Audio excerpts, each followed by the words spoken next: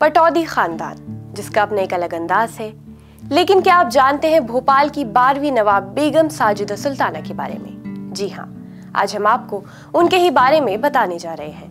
आदाब, आप देख रहे हैं आवाज द वॉइस और मैं हूँ आपके साथ अमीना माजिद।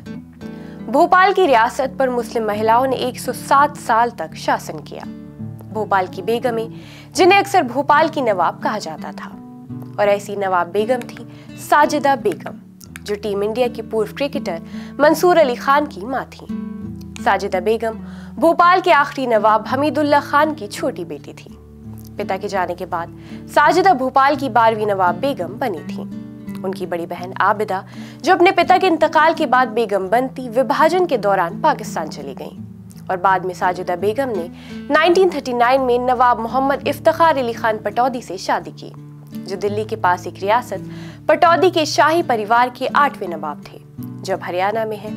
वो भारतीय राष्ट्रीय क्रिकेट टीम के कप्तान भी थे। साजिदा बेगम की शादी का जोड़ा भी बेहद मशहूर हुआ था और शाही खानदान का एक रिवाज बन गया था। ये भोपाली वेडिंग जोड़ा होता है, जो साजिदा बेगम ने 1962 में निकाह के दौरान पहना था और बाद में इसे शर्मिला टैगोर ने भी अपनी शादी में पहना था। इसे अपनाते हुए मशहूर एक्ट्रेस करीना कपूर ने भी सैफ के साथ अपनी शादी में पहना था।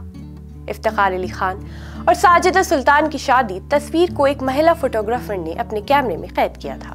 ये तस्वीर सलामी रस्म की है, जो मुस्लिम समाज में होती है, जिसमें कोई भी पुरुष फोटोग्राफर महिलाओं के बीच नहीं जा सकता। और ये पहली बार था जब मुस्लिम समुदाय की सलामी रस्म में फोटो क्लिक की गई थी, जो थी साजिदा और इफ्तिखार अली खान की। अपने पति इफ्तिखार अली खान पटौदी की मौत के बाद उनके बेटे मंसूर अली खान पटौदी के 9वें नवाब बने।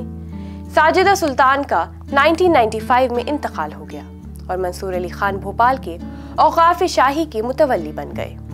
मंसूर अली खान ने अभिनेत्री शर्मिला टैगोर से शादी की और उनके 3 बच्चे हुए, सैफ अली खान, सबा अली खान और सोहा अली खान।